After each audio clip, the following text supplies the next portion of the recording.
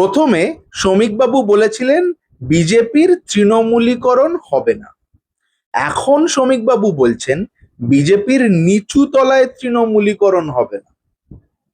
ওপর তলা নিচু তলা করে কি হবে শ্রমিকবাবু? আপনাদের তো 5 তলা মল পুরোটাই তৃণমূল। আরেকটা লাইন আপনাদের সাথে যায়, পথ ভাবে আমি দেব, রথ ভাবে আমি, মূর্তি ভাবে আমি দেব, হাসেন অন্তর্যামী।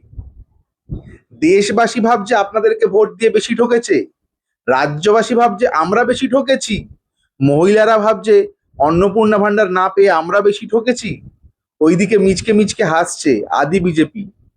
ওরা ভাবছে আমরা তো সব থেকে বেশি ঠকলাম, তৃণমূলের লোকেরা এসে ওপরে চলে যাচ্ছে। তার সব থেকে বড় এক্সাম্পল কে? দিলীপ ঘোষ।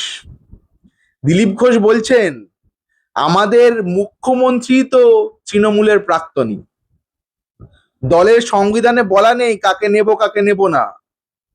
মনের দুঃখটা বুঝতে পারছেন ওনার? উনি এই জন্যই খেপে গিয়ে মাঝে মাঝে ভুলভাল বকেন। এতদিন ধরে বিজেপি করছেন, পাশ দিয়ে একজন তৃণমূলের প্রাক্তনী মুখ্যমন্ত্রী হয়ে গেল। ভাবুন অবস্থা। আপনাদের কার কি কমেন্টস আছে কমেন্ট সেকশনে নিশ্চয়ই জানাবেন কিন্তু।